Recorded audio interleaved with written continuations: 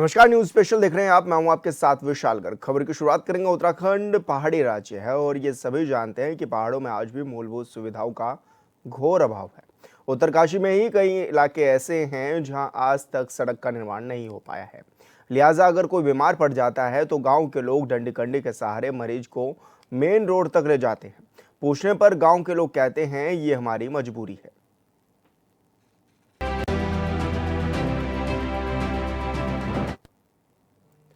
आज भी ग्रामीण डंडी कंडी के सहारे जीवन जीने को मजबूर है और हैरानी होती है ये सच्चाई देखकर। लेकिन सरकार लाख दावे तो कर रही है, लेकिन इन दावों की सच्चाई क्या है वो इस रिपोर्ट के माध्यम से आपको दिखाते हैं।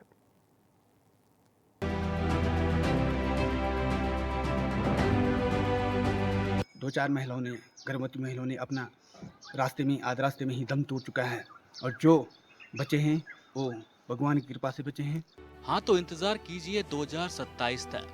माफ कीजिएगा, इंतजार करना होगा 2047 तक, क्योंकि सत्ता में बैठी बीजेपी के नेता का दावा है कि साल 2047 में देश विकसित भारत तो शायद उन इलाकों की तस्वीर भी बदल जाएगी जहाँ के लोग वर्षों से 1950 की तरह जीवन जी रहे हैं और गलत फहमी में ना रहें कि प्रदेश में बीजेपी की डबल इंजन वाली सरकार है तो तस्वीर बदल जाएगी।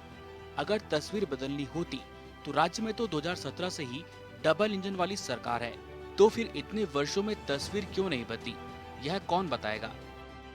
जो ये घटना है ये कोई पहली घटना नहीं है। इससे पहले भी बहुत सारी ऐसी घटनाएं हो चुकी हैं और दो चार महिलाओं ने गर्भवती महिलाओं ने अपना रास्ते में आध रास्ते में ही दम तोड़ चुका है और जो बचे हैं वो भगवान की कृपा से बचे हैं। हम शासन सरकार माननीय विधायक जी से आग्रह करते हैं कि आप इन दोनों लोगों की पीड़ा समझें और बात संज्ञान में लें। टीवी स्क्रीन पर जो तस्वीरें आप देख रहे हैं वह उत्तरकाशी के यमुनोत्री विधानसभा के नकोड़ा और कपोला की हैं, जहां आज तक सड़क बनी ही नहीं। सरकार की योजनाएं यहां पहुंचने से पहले ही दम तोड़ देती है। गांव में 70 वर्षीय बुजुर्ग बीमार पड़ गए, जिसके बाद गांव के ग्रामीणों ने डंडी कंडी के सहारे पहाड़ी रास्तों से होकर सड़क मार्ग तक पहुंचाया और वहां से उन्हें अस्पताल ले गए। गांव के लोग कहते हैं कि ये कोई पहला केस नहीं है, यहाँ पर दर्जनों लोगं ने ऐसे ही दम तोड़ दिया है। जो आप ये तस्वीरें और ये वीडियो देख रहे हैं, ये हमारे यमुनोत्री विधानसभा की नकोड़ा और कपोला दो छोटी छोटी ग्राम सभाएं हैं जो वर्षों से सड़क की मांग को लेकर अपनी आवाज़ और अपनी समस्या को उठाते रहते हैं, लेकिन आज तक गांव वालों को सड़क नहीं मिल पाई। इसका हम सबको खेद है, जिस कारण जो ये वीडियो और तस्वीरें जो आप देख रहे हैं, इस तरह की जो ये घटनाएं, ये जो केस हो रहे हैं, ये बहुत ही दुखद हैं और यह पहला केस नहीं है। ऐसे ही केस गाँव वालों ने बहुत सारे जो केस हैं ऐसे हमको देखने को मिलते हैं। इनमें कई केस ऐसे होते हैं जो रास्ते में ही लाते लाते जो है दम तोड़ जाते हैं। खासकर जो है गर्भवती महिलाएं हैं, उस तरह के केस गाँव वाले कैसे हॉस्पिटल तक पहुंचाते हैं। मैं सरकार और माननीय विधायक जी से अनुरोध करूंगा कि कृपया नकोड़ा और कपोला गाँव की पीड़ा, सड़क की जो समस्या है उसका निदान करने की कृपा करें, ताकि गाँव वालों को आने वाले समय में इस तरह की घटनाएं, इस तरह की समस्याओं से न जूझना पड़े। धन्यवाद। उत्तरकाशी के यमुनोत्री विधानसभा के नकोड़ा और कपोला के इन ग्रामीणों ने क्या गलती की है कि आज उन्हें इस तरह की सजा दी जा रही है। यह कोई बताने को तैयार नहीं है कि गांव के लोग कहते हैं कि विधायक से लेकर अधिकारी तक कई बार गुहार लगाई, लेकिन सब कुछ जानने के बाद भी अब तक किसी ने कुछ नहीं किया। सिर्फ अब तक आश्वासन ही दिया गया। लिहाजा अभी सवाल उठ रहे हैं कि आखिर कब तक गांव के लोग बीमार लोगों को ऐसे ही डंडी कंडी के सहारे ढोते रहेंगे। बिल्कुल निसंदेह देखिए पहाड़ों की, क्योंकि हमारी भौगोलिक परिस्थिति ऐसी है कि छोटा छोटा 2-2 फुट का या 4-4 फुट की हमारे यहाँ पहाड़ों में संकरी छोटी छोटी रोडें होती हैं या पहाड़ों से उतरना पड़ता है। तो मुझे लगता है कि ऐसी ऐसी जगह चोटियों पर हमारे गांव भी है तो वहाँ पर रोड बनाना संभव भी नहीं है। लेकिन सरकार अपनी तरफ से पूरी कोशिश ये करती है कि पूरे जहाँ तक भी हमारे जनमानस रहते हैं, लोग रहते हैं, या जहाँ तक भी हमारे गाँव बसे हैं वहाँ तक हम उन घरों तक रोड पहुँचाने का काम करें, सड़क पहुँचाने का काम करें। लेकिन उसके बावजूद भी अगर कहीं संकरी कोई गली है, कोई पहाड़ी कोई ऐसी चोटी है जहाँ से सड़क नहीं बन सकती, उसके लिए भी इंतजाम सरकार कर रही है। तो कहीं ना कहीं इस तरह की अगर कोई बात आती है सामने तो उसका संज्ञान भी सरकार लेगी। दोनों गांव के लोग कहते हैं कि महिलाओं को डिलीवरी से 1 महीना पहले बड़कोट में किराए के रूम पर रहना पड़ता है ताकि जरूरत पड़ने पर जल्द से जल्द अस्पताल पहुंचाया जा सके। हैरानी की बात यह है कि यमुनोत्री धाम के नजदीक होने के बावजूद भी आज तक इन दो गांव के लोग सड़क से वंचित हैं। लोगों ने चुनाव का बहिष्कार भी किया पर हासिल कुछ नहीं हुआ क्योंकि अधिकारियों और नेताओं ने बार बार सिर्फ आश्वासन दिया है। ऐसे तो अनेकों गांव हैं और इसी चीज़ को देखते हुए कांग्रेस की सरकार ने मेरा गांव मेरी सड़क का एक कार्य करना शुरू किया था, जिसमें गाँव के लोगों की सड़कें बन रही थी और कोशिश हो रही थी कि सारे गांव सड़कों से जुड़ें ताकि जो हमारी पैदावार है, जो किसान काश्तकार माल्टा नींबू इत्यादि उगाता है या वो अपने खेतों में फल उगाता है या सब्जियां उगाता है, तो उसको बाजार तक लाया जा सके। दूध को डेयरी गांव में खोलता है आदमी, लेकिन दूध लाने में उसको दिक्कत है, उसके लिए सुविधा हो। लेकिन दुर्भाग्य है कि सरकार जो आई है वर्तमान में, इसने मेरा गांव मेरी सड़क योजना को एकदम ठंडे बस्ते में डाल दिया है और सैकड़ों रोडें जो उस समय बन गई हरीश रावत की सरकार में, अब उनमें कहीं विराम सा लग गया है और गांव अभी भी बहुत सारे गांव जो हैं वंचित है। उत्तराखंड दौरे पर जब पीएम मोदी आते हैं तो कहते हैं कि दशक उत्तराखंड का है। राज्य के मुख्यमंत्री से लेकर राज्य के मंत्री तक भी यही बातें कहते हैं, फिर भी ये हाल है। तो ऐसे में यहाँ के लोग किस दशक का इंतजार कर रहे हैं, ये जानना जरूरी है। राजधानी देहरादून में बीजेपी सरकार के मुखिया से लेकर मंत्री तक सिर्फ बड़ी बड़ी बातें करते हैं, लेकिन प्रदेश के ग्रामीण इलाकों की सच्चाई क्या है, यह आपके सामने है। और संवाददाता दीपक नोटियाल हमारे साथ फोन लाइन पर जुड़ गए हैं। दीपक, क्या कुछ तस्वीरें वहां नजर आ रही है, कितना परेशान है वहां के लोग? जी विशाल, आपको बता दूं कि ये जो दो गांव पड़ते हैं, ये यमुनोत्री राष्ट्रीय राजमार्ग से मात्र 6 या 7 किलोमीटर दूर है। और वहाँ पे अगर मैं बात करूं तो जो आप तस्वीरों में देख लेंगे, बुजुर्ग आदमी को किस तरह से जो है लोग जो है बीमार होने पे जो है सड़क तक ला रहे हैं। लेकिन दुखद बात यह है कि ये जो गाँव है आज तक यहाँ पे जो है सड़क नहीं पहुँच पाई, और जिसके कारण से जो सबसे ज्यादा जो परेशानी होती है, जो ग्रामीण महिलाएं जिनकी डिलीवरी होनी होती है, तो उनको यहाँ पे भारी दिक्कतों का सामना करना पड़ता है। और जब जिस महिला की डिलीवरी होती है, 1 या 2 महीने पहले जो उनको जो है कमरा लेके जो है गांव से बहुत दूर बड़कोट में रहना पड़ा। तो बहुत दुखद विषय है कि क्योंकि सरकार बात करती है कि एयर एम्बुलेंस की अगर ऐसी कहीं स्थिति आती है एयर एम्बुलेंस पहुंचाएंगे, लेकिन जो ये पहाड़ी क्षेत्र है यहाँ पे कहीं लगता है कि सरकार जो वादे कर रही है तो विफल हो रही है। जी, लेकिन दीपक, वजह क्या है, क्यों आज तक सड़क नहीं पहुंच पाई है, जबकि इतने साल हो गए और ये दावा भी किया जाता है कि अंतिम छोर तक व्यक्ति तक सड़क पहुंचाने का काम राज्य सरकार कर रही है? बिल्कुल, आपको बता दें कि ये जो क्षेत्र है, ये जो यमुनोत्री राष्ट्रीय राजमार्ग है, सुपर लगा, और यहाँ पे जो पहाड़ी है बहुत मतलब बहुत अच्छी सकरी पहाड़ी है। वहाँ पे जो है जो रोड का जो काम हो रहा है उसमें जो काफी बड़े मात्रा में जो है बजट की जरूरत है। और जो जो योजना है उत्तराखंड सरकार की, मैंने जो पीएम जो है तो उसके अंदर ऐसी रोड बननी मुश्किल है। लेकिन इसलिए अगर केंद्र सरकार से या राज्य सरकार से कोई बड़ा बजट आ जाए तो तब रोड बन सकती है। लेकिन ग्रामीण जो है लगातार जो है जो जनप्रतिनिधि है, जिलाधिकारी है, उनका गुहार लगा थक चुके हैं कि हमें सड़क दीजिए, लेकिन आज तक जो है गाँव जो है वैसे की वैसे पड़े रहेंगे। दीपक, एयर एम्बुलेंस की बात की जाती है, क्या आज तक उत्तरकाशी के लोगों को इसकी सुविधा मिल पाई है, या फिर जो ऐसे लोग हैं जहां सड़क नहीं है और लोग परेशान हैं, क्या कभी एयर एम्बुलेंस के माध्यम से भी किसी को लाया गया अस्पताल में? क्योंकि दावे तो लाख किए जाते हैं कि एयर एम्बुलेंस से ऐसे लोगों को पिक किया जाएगा जहां पर सड़कों के माध्यम से पहुंचना मुश्किल है।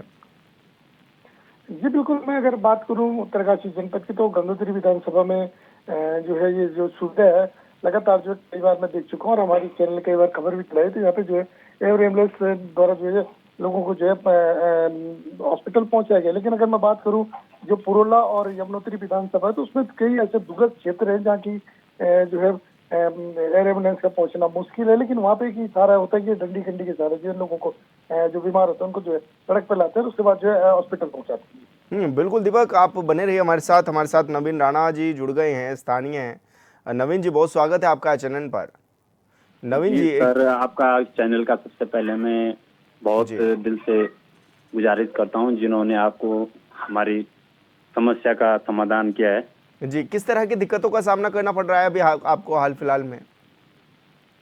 सर, हमारे को तो जो गर्भवती महिलाएं हैं 5 किलोमीटर पैदल, 6 किलोमीटर पैदल नीचे ऊपर दिक्कतें होती हैं। 5-6 केस ऐसे हैं जो सर अभी तक मतलब बेकार चले गए हैं। हम्म। और सर, जो बुजुर्ग लोग हैं, 2-3 बुजुर्ग लोगों ने वहाँ दम तोड़ा है अभी रास्ते में। हम्म। 3-4 साल से अभी मतलब 8-10 केस ऐसे हैं जो मतलब मेरे होते होते हुए हैं। जी। तो मैं सर कई बार सरकार से, जो हमारे विधायक यमुनोत्री क्षेत्र के विधायक, पूर्व विधायक केदार सिंह रावत जी भी रहे हैं, और अभी जो वर्तमान में हैं संजय डोभाल, उनसे भी हमने कई बार बात की है इस रोड के मामले में। तो हमारी बात आगे तक सुनाई नहीं देती। हाँ जी, हो जाएगा हो जाएगा। अभी तक किसी ने ये नहीं किया कि ये 2 भी एक गाँव है, यमुनोत्री क्षेत्र के ये 2 भी एक गाँव है। जी। तो सर दुर्भाग्य है हमारा, जो हमारे क्षेत्र यमुनोत्री क्षेत्र में अभी तक ये 2-3 गांव बचे हैं, खनेड़ा और नकोड़ा कपोला, जिन 2-3 गांव में अभी रोड नहीं है। तो सर, यहाँ के नेता जब चुनाव होता है तभी जाके आगे आते हैं, तब पूछते हैं जनता को, फिर उसके बाद बात को बंद कर देते हैं। तो मेरा ये कहना है सर सरकार से कि हमारे जो ये 2-3 गांव हैं, आपसे गुजारिश है कि इन 2-3 गांव में जल्दी से जल्दी रोड पहुंचाने की कृपा करें। मेरा सीधा डायरेक्ट सीएम जी से, पुष्कर सिंह धामी से अनुरोध है, और प्रधानमंत्री नरेंद्र मोदी जी से भी अनुरोध है कि हमारे जो ये 2-3 गांव हैं यमुनोत्री क्षेत्र के, इनको रोड से जोड़ा जाए। और सर्वप्रथम बात यह है कि रोड का मामला नहीं है। इस मामले में जो कक्षा 1 के बच्चे और कक्षा 2 के बच्चे सर, वो अभी पैदल 3 किलोमीटर नकोड़ा पैदल आते हैं, 3 फर्स्ट क्लास और 5 तक, जो कि नकोड़ा पैदल आते हैं, और बीच में गदेरा पड़ता है, और वहाँ जब वो उसको टपते हैं तो उनको खतरा है सर। रास्ते में ऊपर से पत्थर का है, पहाड़ियों का रास्ता है सर। तो 3 किलोमीटर वो बच्चे पैदल आते हैं, 5 तक के बच्चे, और जो 12 तक के बच्चे हैं वो 6 किलोमीटर पैदल आते हैं सीधे गांव से। अच्छा नवीन जी, तो मेरा ये है कि जी, आपके यहाँ पर अभी जिस तरह की आप दिक्कतें भी बता रहे हैं, अगर कोई व्यक्ति बीमार होता है तो उसको किस तरह से लेकर के आया जाता है मेन रोड तक या फिर अस्पताल सर, एक कभी तो डंडों के सहारे लेके आते हैं हम। जो डंडे होते हैं, 2 डंडे काट के उनको हम डंडों के सहारे लाते हैं। अभी तक 2-3 केस ऐसे हैं जो जिन्होंने रास्ते में दम तोड़ा है। हम मतलब हमारे सामने, जो एकदम हमारे सामने उन्होंने रास्ते में दम तोड़ा है। पिछले बार 2 केस पिछले बार हैं, पिछले बार 3 केस पिछले बार थे, अभी 1 केस इसी बार है। 1 केस परसों, मतलब जो देहरादून में उन्होंने यहाँ से रेफर किया था, बड़कोट से रेफर किया था उन्होंने, वो हमारी बुआ जी लगती है, नकोड़ा से निचले वाले गांव से हैं, उनका नाम कीर्तमा, ऐसा ही कुछ कीर्तमा है उनका नाम, उन्होंने देहरादून में दम तोड़ा है। अगर हमारे यहाँ रोड होता है तो समय से हम 1-8 घंटे पहले हम उनको हॉस्पिटल तक पहुंचा पाते, हो सके उनकी जान बच जाती है। मतलब अभी करबिन कितने तारीख की बात है ये, मतलब 10-15 दिन की पहले की बात है ये, 15 दिन पहले। क्या आप किसी के माध्यम से भी आप पूछ सकते हो किसी को भी जी सर। अच्छा, अगर आबादी की बात करें तो कितनी बड़ी आबादी है ये आसपास के क्षेत्र की आप लोगों की, जहाँ पर सड़क नहीं है और लोग आबादी की परेशान बात है तो सर, आबादी तो अभी फिलहाल हमारे मतलब 1500-800 लोग रहते हैं इस ग्राम सभा, कुन्नौर ग्राम सभा के अंतर्गत, जो नकोड़ा कपोला गाँव आता है। इसके अंतर्गत 800-900 के आबादी के लगभग में। तो मैं इसी ऊपर ही होगा, पर समथिंग मेरा अभी मतलब पूरा ये नहीं है कि इससे ऊपर ही होगा, 1000 से ऊपर ही होगी। ये बिल्कुल बिल्कुल। नवीन जी, बहुत शुक्रिया आपका हमसे बातचीत करने के लिए, हमारे साथ जुड़ने के लिए। महावीर पवार जी हमारे साथ जुड़ गए हैं, समाज सेवी हैं। महावीर जी, बहुत स्वागत है आपका चैनल पर। जी धन्यवाद सर। महावीर जी, क्या लग रहा है आखिर पहाड़ी इलाकों में आज भी मूलभूत सुविधाएं क्यों नहीं है? क्या वजह इसके पीछे की है? क्योंकि सरकार दावे तो लाख करती है। सर, अब दावे लाख करती है। मैं डबल इंजन की सरकार और धामी सरकार और हमारे जो यमुनोत्री विधानसभा के माननीय विधायक जी है, उन सभी से मैं हाथ जोड़कर अनुरोध करता हूँ, आग्रह करता हूँ, जो ये नकोड़ा और कपोला है, ये लोग आज से जो है रोड सड़क की मांग नहीं कर रहे हैं। ये जो आज आप वीडियो और फोटोज देख रहे हो, किस तरीके से गांव के लोग जो है बीमार व्यक्तियों को, बुजुर्गों को, खासकर जब डिलीवरी वाले केस होते हैं सर ना, तब कई महिलाएं हमारे रास्ते में दम तोड़ जाती हैं जी। ऐसे इससे पहले कई केस ऐसे हो चुके हैं क्षेत्र में, गांव में। तो हमारा ये अनुरोध है सर, जब तक रोड नहीं बनेगी तब तक गांव वाले इसी तरीके से मरते रहेंगे। और सरकार जो है बड़े बड़े दावे करती है कि पूरे प्रदेश में चहुमुखी विकास रहा, उत्तराखंड का ये जो दशक होगा, उत्तराखंड का दशक होगा, क्या इसी तरीके से उत्तराखंड का दशक देखने को मिलेगा? तो अभी शिकायतों की अगर बात की जाए तो कहाँ तक आपने ये बात पहुंचाई है कि आपके यहाँ पर सड़क नहीं है और दिक्कतें हो रही हैं? सर, गांव वालों ने इस संबंध में पहले जब अब लोकसभा चुनाव हुए थे, विधानसभा चुनाव हुए थे, लोगों ने जो मतदान का भी बहिष्कार किया था, उसके बावजूद भी गांव मतलब शासन और प्रशासन और नेताओं की नींद नहीं जागी। अभी भी गांव वाले जो है भटक रहे सड़क के लिए। तो पहले भी गांव वालों ने जगह जगह जो है, जितने भी हमारे माननीय विधायक जी आते हैं, सबके पास सब अपनी गुहार लगाई। कभी कुछ कभी कहीं पे अटक जाती है फाइलें, कभी कहीं पे अटक जाती है। क्या जहाँ पर वोट बैंक नहीं होगा, ये दो छोटे छोटे गांव हैं, जहाँ पर वोट बैंक नहीं होगा वहाँ पे क्या सड़क नहीं पहुंची चाहिए सर? मैं आपके चैनल के माध्यम से डबल इंजन की सरकार से पूछना चाहता हूँ या अपने नेताओं से पूछना चाहता हूँ सर। लेकिन जैसे कहा जाता है कि 2047 तक विकास करेंगे, तो लेकिन 2047 तक क्या करेंगे? यहाँ के लोग कैसे रहेंगे? सर, 2047 तक अगर विकास की और यहाँ पे सड़क आने की बात करेंगे, तब तक यहाँ पे दर्जनों लोग मर जाएंगे ऐसे, इस तरीके से, इस हालत में। और यहाँ पे यमुना घाटी में मात्र 2-3 गांव बचे हुए हैं, नकोड़ा कपुला वाली रोड, खनेड़ा वाली रोड और बाड़िया गांव वाली रोड, जो इस यमुना घाटी में यमुनोत्री विधानसभा में बची हुई है। हमारे यमुनोत्री विधायक जी से अनुरोध है कि आप कृपया खासकर जो नकोड़ा कपुला और ये खनेड़ा वाली रोड है और ये जो बाड़िया वाली रोड है, इन तीनों को अगर समय से कटवा दें तो हम माननीय विधायक जी के आभार रहेंगे। अभी 2 साल बचे हुए हैं। इस तरीके से काम नहीं चलेगा सर। अगर समय से जो है सड़कों, गांव की समस्याओं का समाधान नहीं होता है तो हम जो है आंदोलन करने को मजबूर हो जाएंगे सर।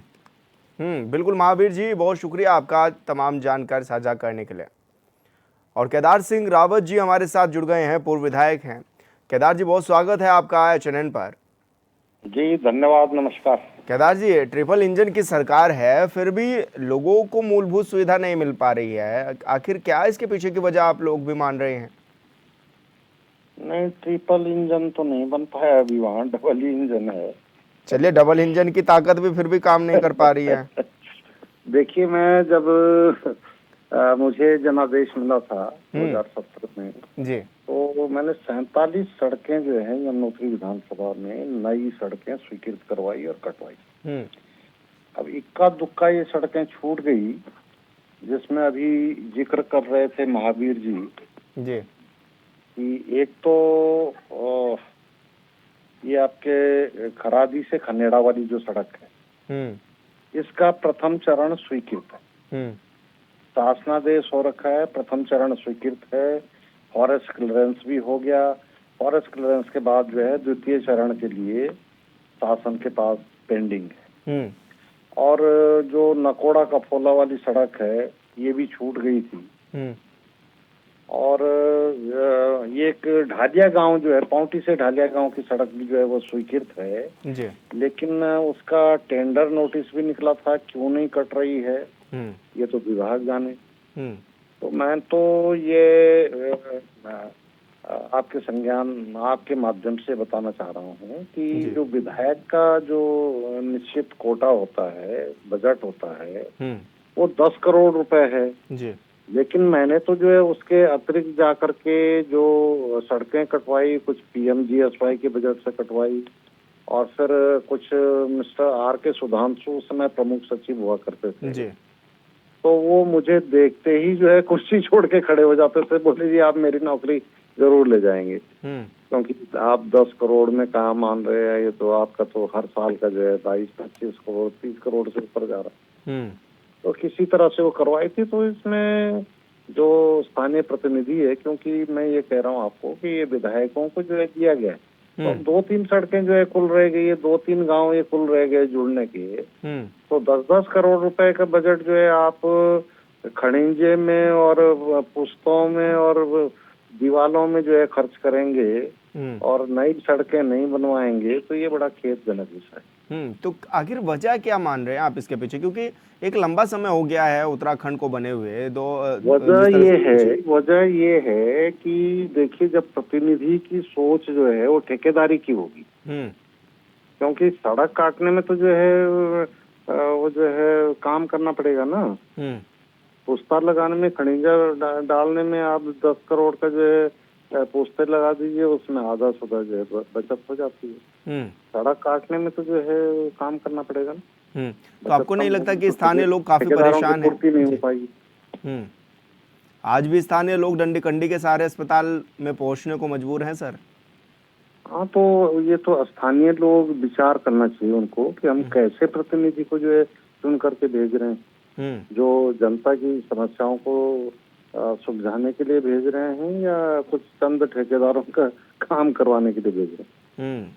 बिल्कुल केदार जी, बहुत शुक्रिया आपका, आप हमारे साथ उस बात को जनता को ही झेलना पड़ेगा ना। जी बिल्कुल, बहुत शुक्रिया आपका, आप हमारे साथ जुड़े, आपने अपनी बात रखी। केदार सिंह रावत जी हमारे साथ बने थे और बता रहे थे कि किस तरह की परेशानियां वहाँ पर है और किस तरह से पहले भी काम किए गए हैं। दीपक नोटियाल हमारे संवाददाता हमारे साथ जुड़े हुए हैं। दीपक, जिस तरह से पूर्व विधायक का कहना है कि उनके समय में सड़कें स्वीकृत हुई, बन नहीं पाई, और अब जो विधायक हैं वो विधायक की कम ठेकेदारी ज़्यादा कर रहे हैं, इस तरह के आरोप लगा रहे हैं वो। जी बिल्कुल, क्योंकि मैं ये तो राजनीतिक रूप से ये बात कहने का, लेकिन कहने का मतलब है कि क्योंकि जब इससे पहले करोड़ का हमने मामला उठाया था तो उस समय जो अभी वर्तमान में विधायक है संजय डोभाल जी, तो उनसे मेरी बात हुई थी, तो उनका कहना है कि उनकी जो प्राथमिकता है, जो पहले पेंडिंग काम बचे हुए हैं, क्योंकि कई रोडें ऐसी है जिनका जो है कई सालों से जो है डामरीकरण नहीं हुआ, वो कच्ची पड़ी हुई, तो उनका कहना है कि सब, क्योंकि मुझे साल भर में जो है तो 10 करोड़ रुपए मिलता, तो मेरा पहली प्राथमिकता है कि मैं उन रोडों को ठीक करूँ, और लगातार जो 3-4 रोडों पे ये काम चल भी रहा है इनका। तो लेकिन कहीं ना कहीं जो मामला है तो ये जो स्थानिक प्रतियोगिता हो ही रहा है जी।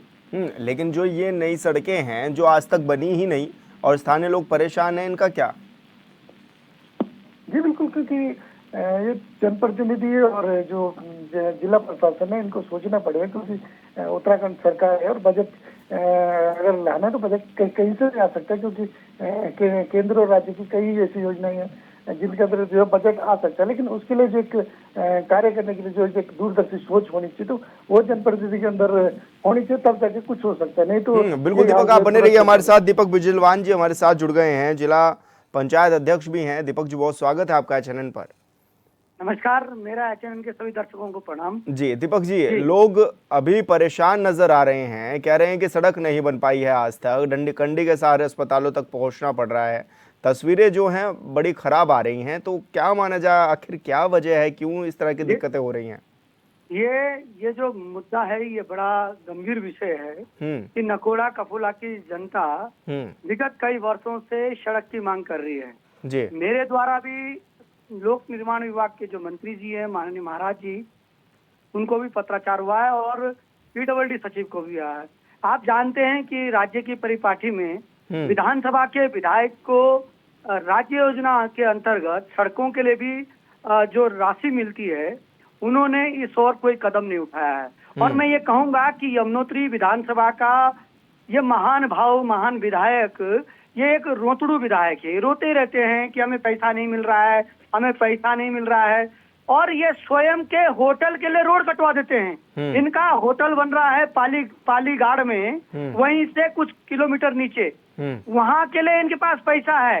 अपने होटल को बनाने में जो रोड जारी है उसके लिए उनके पास पैसा आ गया है, लेकिन जो हमारे ग्रामीण है, जहां पर आज गर्भवती महिलाएं, वृद्ध, जिनको की आवागमन की समस्या है, स्कूल पढ़ते हुए बच्चे हैं, उनके लिए इस महान भाव के पास पैसा नहीं है।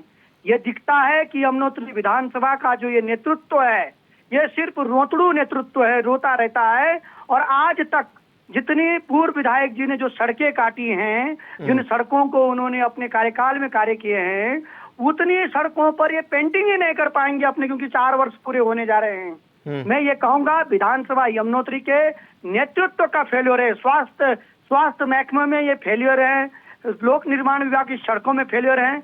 ये सिर्फ और सिर्फ जो केंद्र पोषित योजनाएं हैं उनको अपने नाम पे लिखने का काम करते हैं। और आज स्थानीय जनता वहाँ नाराज है। मैं धन्यवाद करता हूँ HNN चैनल का कि जिन्होंने इस ज्वलंत मुद्दे को समाज के बीच में लाया, और आज आपने जहां मीडिया जगत की आंखें खोली है, समाज में बताया है कि ज्वलंत विषयों को HNN उठाता है। मैं आपको भी साधुवाद देता हूं, धन्यवाद देता जी बिल्कुल दीपक जी, बहुत शुक्रिया आपका तमाम जानकारी साझा करने के लिए हमारे साथ। और दीपक आपका भी बहुत शुक्रिया।